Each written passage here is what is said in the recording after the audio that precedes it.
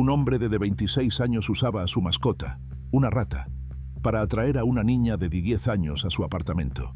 Ella entraba casi todos los días después de la escuela. Él le ponía Bob Esponja y la hacía sentir segura. Pero Kevin no era un vecino amable. En su computadora había meses de escritos detallando fantasías de secuestrar a alguien, torturarlo, matarlo y comérselo. Y el 12 de abril de 2006, cuando Jamie Rose pidió una vez más acariciar a la rata, él la dejó entrar. Esta vez no la dejó salir. Lo que le hizo fue tan perturbador que los fiscales lo llamaron lo peor de lo peor de lo peor. Oklahoma lo ejecutó, pero sus últimas palabras en la audiencia de clemencia fueron aún más escalofriantes que el crimen. Últimamente, Kevin había estado consumido por una oscura y obsesiva fantasía, una que iba mucho más allá de simples pensamientos violentos. Quería secuestrar a alguien, agredirlo sexualmente, matarlo, comerse su carne y luego hacer desaparecer el cuerpo. Y en su mente, Jamie Rose Bolin era el objetivo perfecto. En 2006, Jamie dividía su tiempo entre dos hogares. Sus padres se habían separado un par de años antes y vivía bajo un acuerdo de custodia compartida. Esa primavera, se quedaba con su padre, Curtis Bolin, un trabajador mecánico de autos en Purcell, Oklahoma, un tranquilo pueblo al sur de la ciudad de Oklahoma. Pero mientras la vida seguía para Jamie, Kevin Underwood ya se estaba hundiendo más en su propio mundo. 2 años antes, en 2004, había comenzado a pensar en matar. Y no solo fantaseaba, lo escribía todo. En su computadora, Kevin lo documentó todo. Escribió con detalles perturbadores sobre secuestrar a alguien, torturarlo, clavarle agujas en los ojos y despedazar el cuerpo como un carnicero en un matadero. Describía cocinar los restos, comerse la carne y encontrar formas de deshacerse de lo que quedara. Huesos, órganos, todo.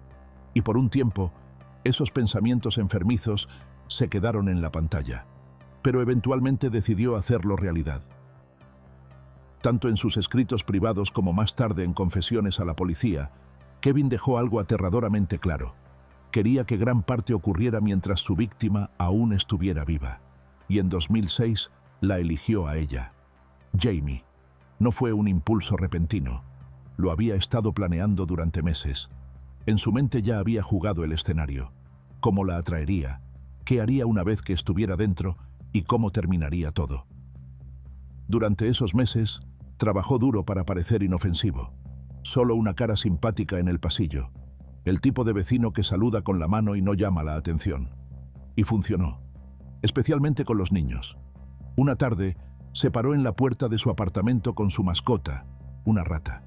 Jamie, de apenas 10 años y con amor por los animales, se detuvo al verla y preguntó si podía acariciarla. Y Kevin sonrió y dijo que sí. A partir de ahí se convirtió en rutina. A veces su puerta estaba abierta y él se sentaba en la sala con la rata cerca. Jamie entraba, conversaba y reía con los pequeños movimientos del animal. Kevin la hacía sentir bienvenida, segura incluso. Ponía Bob Esponja, su programa favorito, y ella se acomodaba un rato antes de volver a casa. Comenzó a pasar más seguido, quedándose cada vez un poco más. Pero Kevin tenía un plan, uno oscuro, y Jamie no tenía idea. Él ya la había elegido. Ella era la que había estado esperando, y solo necesitaba el momento adecuado. Y el 12 de abril de 2006, decidió que había llegado. Jamie fue a la escuela como siempre, pero planeaba pasar por la biblioteca después. Primero, sin embargo, regresó a casa para cambiarse de ropa. Kevin había esperado atraparla antes de que llegara a su puerta, para que pareciera que había desaparecido en el camino de regreso de la escuela. Pero perdió su oportunidad. Y ahora, con su ropa cambiada, cualquiera sabría que había estado en casa. Aún así, no le importó. Había esperado lo suficiente, y seguiría adelante de todos modos. Cuando volvió a pasar por su puerta, Jamie preguntó si podía entrar a acariciar a la rata. Kevin dijo que sí. Ella entró, se arrodilló junto al animal y extendió la mano. Pero mientras ella se concentraba en la rata, él se acercó por detrás. Entonces tomó una pesada tabla de cortar de madera y la bajó sobre su cabeza. Fuerte, esperando dejarla inconsciente. Pero Jamie no se quedó callada, gritó, y el sonido llenó la habitación. Así que él la golpeó otra vez, y otra. Entre sollozos, ella comenzó a repetir, «Lo siento, lo siento, lo siento». Un ruego aterrorizado de alguien que no entendía qué había hecho mal. Intentó correr, en pánico y desorientada, pero Kevin se abalanzó sobre ella, la derribó al suelo y la inmovilizó. Luego se sentó sobre su pecho y presionó su mano contra su rostro, manteniéndola allí hasta que todo terminó. Pero no fue rápido. Kevin luego le dijo a los investigadores que tardó entre 15 y 20 minutos antes de que Jamie finalmente dejara de moverse. Después, salió y metió la bicicleta de Jamie desde donde la había dejado. Pero al verla, algo le hizo clic. La bicicleta, pensó, sería más difícil de deshacerse que del cuerpo. Así que la desarmó pieza por pieza y la escondió bajo su cama. Eso podía esperar. Kevin estaba frustrado, incluso decepcionado. El plan que había construido en su mente ya se estaba desmoronando. Jamie había muerto demasiado pronto, antes de que pudiera hacer todo lo que había imaginado. Pero eso no lo detuvo. Aunque ya no estaba viva, siguió adelante de todos modos. Actuó el resto de su fantasía tal como lo había imaginado. Intentó violar su cuerpo, pero no pudo. Frustrado de nuevo, la arrastró al baño e intentó decapitarla con un cuchillo. Pero tampoco funcionó. Más tarde dijo a los investigadores que había querido poner su cabeza en un escritorio para que pudiera como mirarme. También había planeado dormir junto a su cadáver, violarlo durante un par de días y luego cocinar y comerse partes de él. Pero las cosas resultaron un poco distintas a lo planeado. Al final, envolvió a Jamie en plástico, la metió en un gran contenedor de almacenamiento, lo selló y lo escondió en su armario. Mientras tanto, el padre de Jamie, Curtis Bolin, llegó a casa y notó que ella no estaba. No dudó y llamó a la policía de inmediato. La búsqueda comenzó rápido. Oficiales, bomberos y decenas de vecinos recorrieron la zona, revisando zanjas, campos y estacionamientos. Y cuando al día siguiente aún no había señales de ella, el FBI intervino, enviando más de 2 docenas de agentes para ayudar. Entonces, una vecina se presentó. Había visto a Jamie con un joven del mismo complejo de apartamentos, pero nadie sabía quién era. Para el 14 de abril, 2 días después de que Jamie desapareciera, la policía había establecido retenes cerca de su complejo de apartamentos, deteniendo autos e interrogando conductores con la esperanza de conseguir una pista. En uno de esos controles, el agente del FBI, Craig Overby, detuvo una camioneta. Al volante estaba el padre de Kevin, y sentado en silencio en el asiento del pasajero estaba el propio Kevin. El padre de Kevin mencionó que habían escuchado sobre la niña desaparecida, y luego añadió, casi como si nada, que Kevin en realidad vivía justo al lado de ella. Ese detalle llamó de inmediato la atención de Craig. Le preguntó a Kevin si estaría dispuesto a entrar en el coche patrulla para una rápida conversación. Kevin aceptó, pero una vez que la puerta se cerró, las cosas que dijo empezaron a levantar serias señales de alarma. Cuando Craig le preguntó si había visto a Jamie ese miércoles por la tarde después de la escuela, Kevin dijo que sí, brevemente, cuando ella se alejaba en bicicleta del complejo de apartamentos. Y eso lo convertía posiblemente en la última persona conocida en verla con vida. Así que los oficiales le pidieron que bajara a la estación para una entrevista formal, y Kevin aceptó otra vez. Pero las señales de alarma siguieron llegando. Todos los demás que habían visto a Jamie ese día describieron la misma ropa, la que usó en la escuela. Pero Kevin dio una descripción completamente distinta. Más extraño aún, afirmaba haberla visto solo de reojo mientras se marchaba, y sin embargo pudo recordar, con detalle perfecto, exactamente lo que llevaba puesto, de pies a cabeza. Al terminar la entrevista, los agentes del FBI le ofrecieron llevarlo a casa, pero una vez que llegaron al complejo de apartamentos, le preguntaron si podían registrar su vivienda, y Kevin dijo que sí. Temía que sería sospechoso negarse, y solo esperaba que no encontraran lo que había escondido. Para las 5 de la tarde, ya estaban dentro de su pequeño y desordenado apartamento, y en el armario encontraron un gran contenedor de plástico, con la tapa sellada con cinta adhesiva.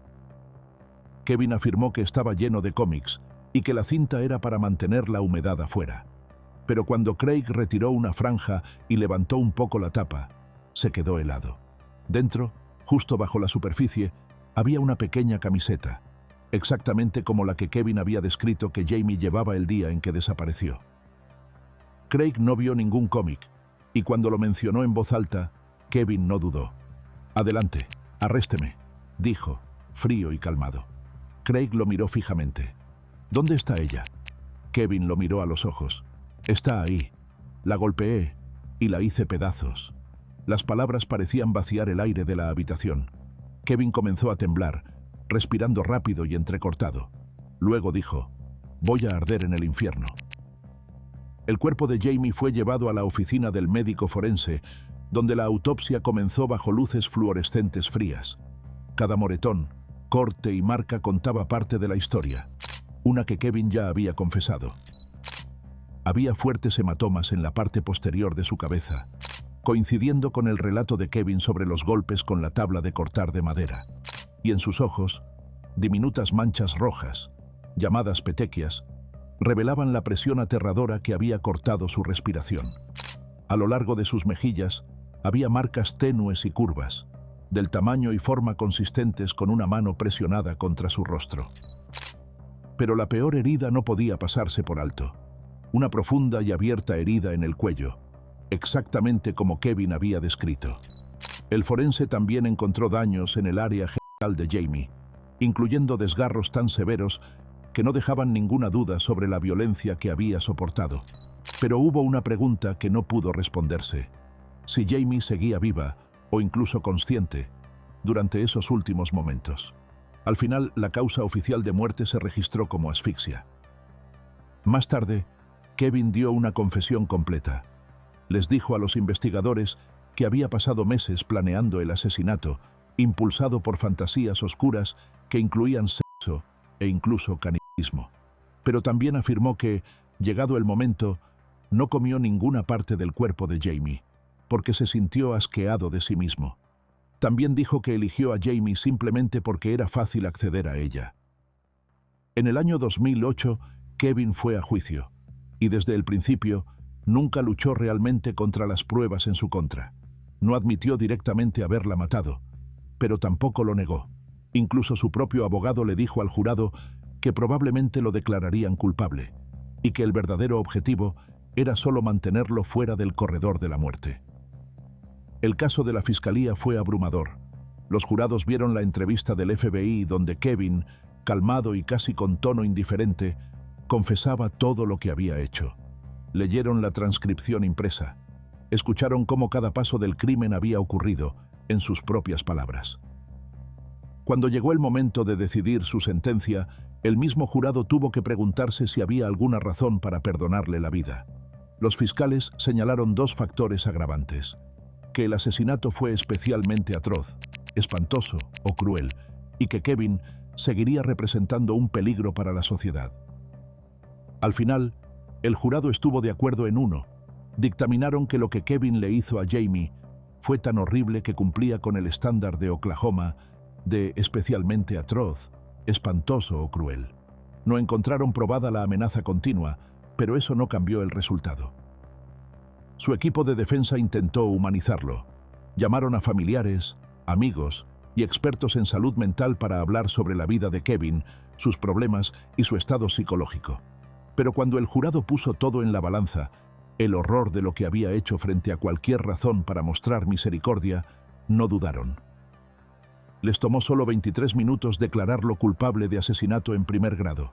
Y cuando llegó el momento de la sentencia, su decisión fue unánime. Cada jurado recomendó la pena de muerte. Y más tarde, el 3 de abril de 2008, el juez lo hizo oficial. Kevin fue condenado a muerte. En su audiencia de clemencia el 13 de diciembre de 2024, Kevin no mostró remordimiento ni pidió perdón. En cambio, dijo que esperaba un más allá donde cada fantasía se hace realidad. Le dijo a la Junta: si quieres torturar a tu acosador de la infancia, puedes hacerlo. Luego añadió algo aún más inquietante. Básicamente, mi esperanza es que haya sexo en el cielo y pueda entregarme a todas mis fantasías sexuales. En su escrito a la Junta de Libertad Condicional, la oficina del fiscal general de Oklahoma lo resumió de manera sencilla. Verdaderamente, los crímenes de Underwood representan lo peor de lo peor de lo peor, y luego lo respaldaron. Dijeron que el asesinato de Jamie no fue impulsivo, fue planeado durante meses, alimentado por la obsesión de Kevin con fantasías violentas. Los fiscales señalaron los pinchos de barbacoa que había comprado, supuestamente con la intención de torturar. También mostraron una foto de una cabeza de muñeca Barbie atravesada con agujas. Y cuando le preguntaron por qué lo había hecho, Kevin simplemente respondió: más o menos ilustra lo que estaba en mi fantasía. La hermana de Jamie, Lori Pate, se dirigió directamente a Kevin en la audiencia. Me mostraste a los 14 años que los monstruos no son solo algo inventado en los cuentos, escribió. Usan nuestra misma ropa y caminan en nuestras mismas calles. Ella pidió a la Junta que no concediera clemencia. Tú, Kevin Underwood, no mereces clemencia, dijo. Nosotros, como familia, merecemos cierre. Que el monstruo que terminó con una vida preciosa ya no pueda caminar por esta tierra ni lastimar a otros, sino que sufra en los fuegos eternos. Los abogados de Kevin argumentaron lo contrario. Dijeron que esto no se trataba de maldad. Sus abogados describieron años de abuso, aislamiento social y una adicción a la pornografía.